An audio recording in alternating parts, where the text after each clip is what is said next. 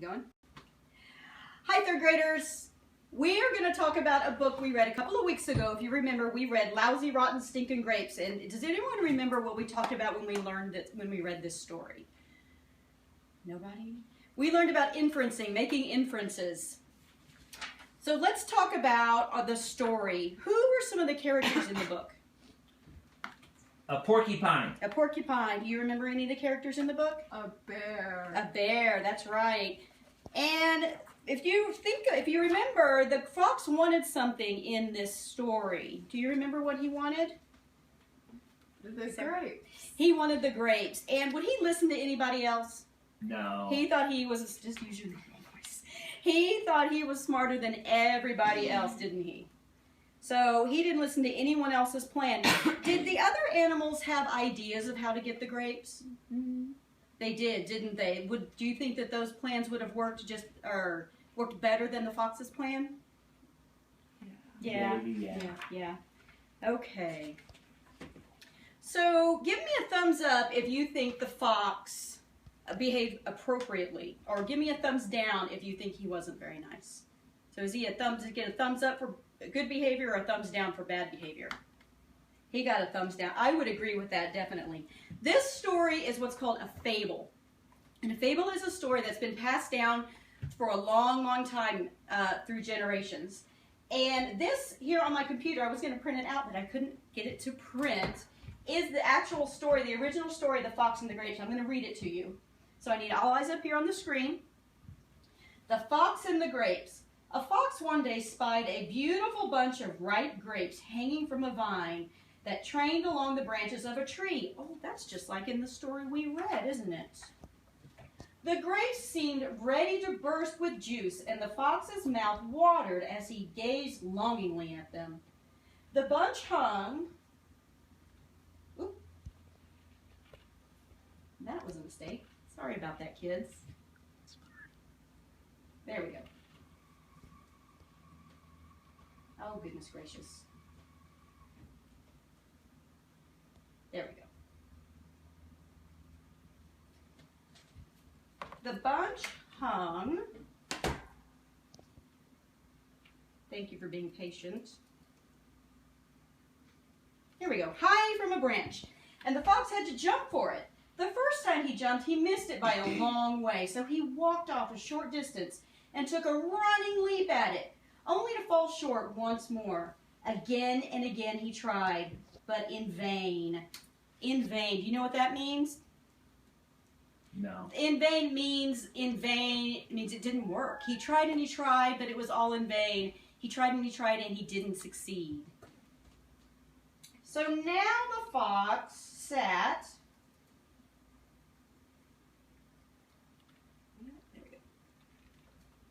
and looked at the grapes in disgust. What a fool I am, he said. Here I am, wearing myself out to get a bunch of sour grapes that are not worth gaping for. And off he walked, very, very scornfully.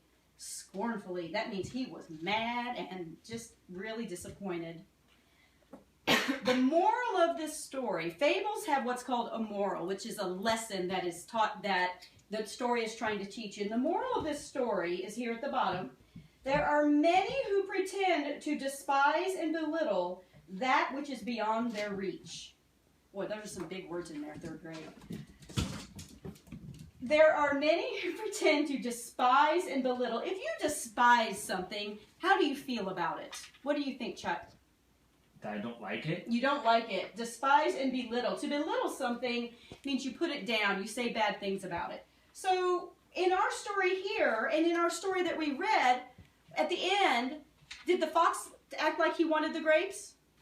No. He didn't, because he couldn't get them, so he decided that he just didn't want them anyway. That's the moral of the story, is that when someone really wants something and they can't get it, sometimes they just pretend that they didn't want it in the first place. And fables teach us a moral. They teach us a lesson like that. Have any of you ever really wanted something that you couldn't get? Sarah, can you think of something that you really wanted that you never got? You wouldn't make make me mashed potatoes for dinner. Mashed potatoes for dinner, yes. And so did you stomp off and say, I just really didn't want them anyway? Yes. No, you didn't. No. But yes, that it might be something that you might have wanted. So you can't always get what you want.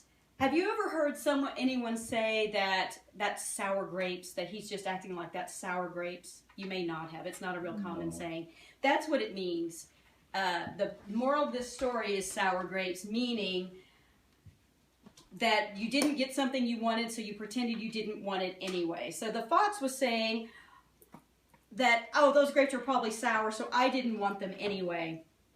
And sometimes maybe it's like being a sore loser, which I'm sure all of you have dealt with a sore loser before.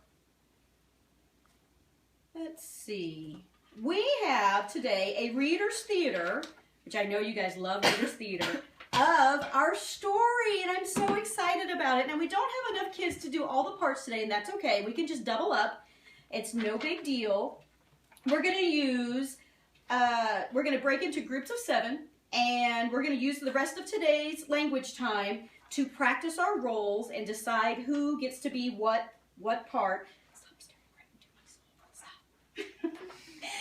And then you'll also get to rehearse tomorrow. And I'll go around to each group today and tomorrow and help you rehearse and decide your movements and things like that. And at the end of the day tomorrow, everyone's going to get to present to the whole class. It's going to be really, really fun. And you're going to do a little worksheet about morals, to show that you understand what morals are and how fables teach us morals.